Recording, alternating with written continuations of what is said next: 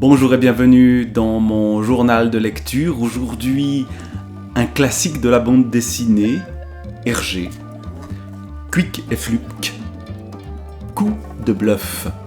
Un livre qui m'a été conseillé, non pas par mon habituel dealer de bande dessinée, mais par sa fille de 2 ans et demi, qui m'a prêté ce livre-là. Alors, il faut bien que j'en parle, parce que elle m'a donc réouvert le monde d'Hergé par une porte que je n'avais pas très souvent franchie, celle des personnages donc de Quick et Flupk. Ces 2 enfants, un brun avec une espèce de petit capet sur la tête, ou alors c'est des cheveux noirs, je ne sais pas exactement de quoi il s'agit, et un blond qui parfois a une casquette, on en reparlera tout à l'heure. Alors évidemment ce sont des petites doubles pages qui racontent des histoires assez comiques, assez légères et qui font rire sans bouleverser peut-être la pensée, mais disons qu'il y a pas mal de plaisir quand même à aller découvrir ces histoires de nos amis Quick et Flupk. Par exemple dans des scènes de canotage, comme la première histoire qu'on trouve ici. Voilà l'entier de cette histoire-là.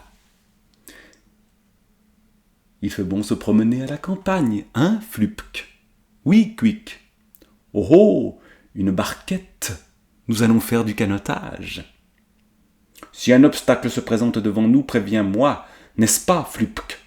Parce que, à une vitesse pareille, nous briserions notre barque. À une vitesse pareille, mais nous n'avons pas avancé d'1 centimètre. Je n'y comprends rien du tout. Mon coup de rame est pourtant excellent. Mais Quick, une simple question. Ne faudrait-il pas d'abord détacher la barque? C'est vrai, où avais-je la tête? D'ailleurs, c'est une blague que je voulais te faire. On voit qu'il retombe sur ses pattes, hein, notre ami Quick. Savoir qui est Quick et qui est Flupk. Déjà, rien que de dire les mots correctement et de prononcer ça sans coubler, c'est compliqué. Donc, Quick est assez dominateur sur Flupk, un peu naïf, alors que Quick, lui, il veut toujours avoir le dernier mot. Voilà qui est fait, donc il détache la barque.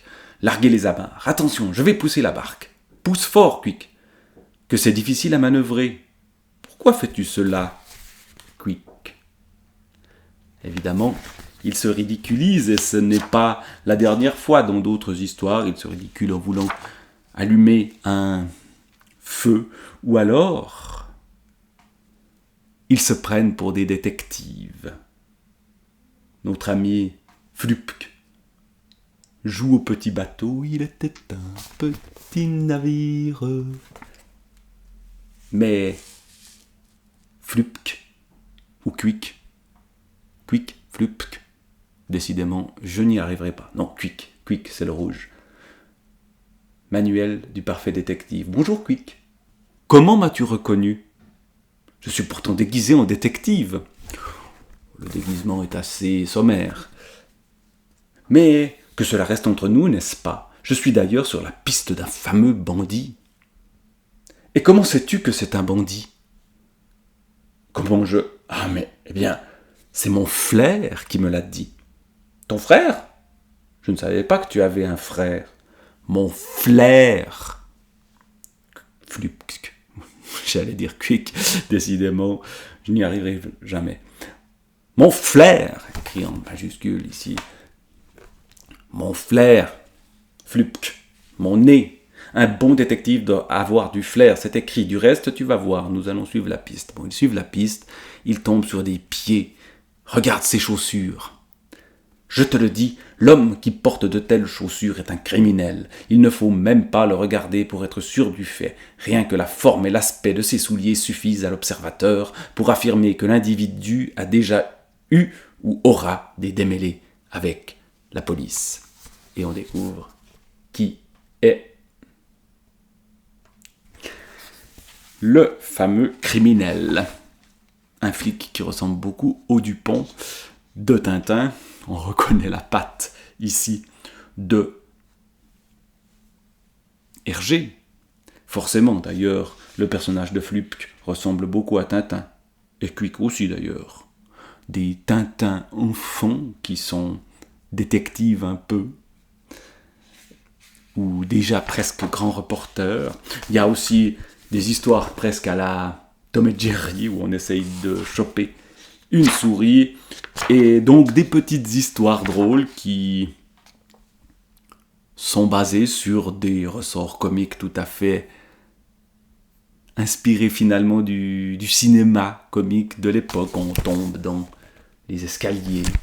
Et puis il y a parfois aussi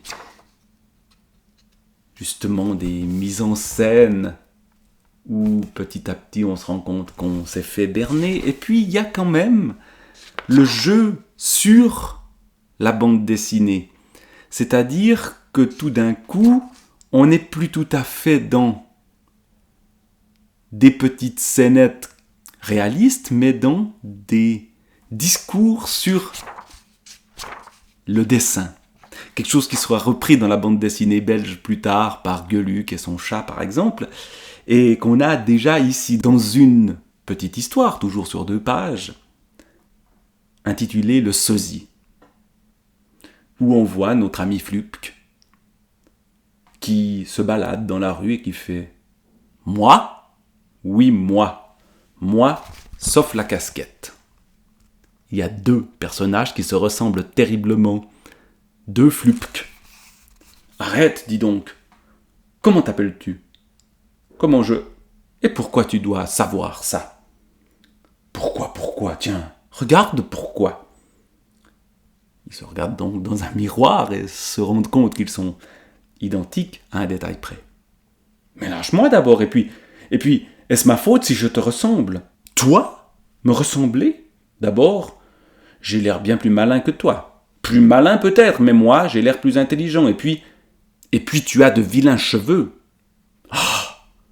Ah, j'ai de vilains cheveux, répète-le si tu oses. Oui, tu as de vilains cheveux.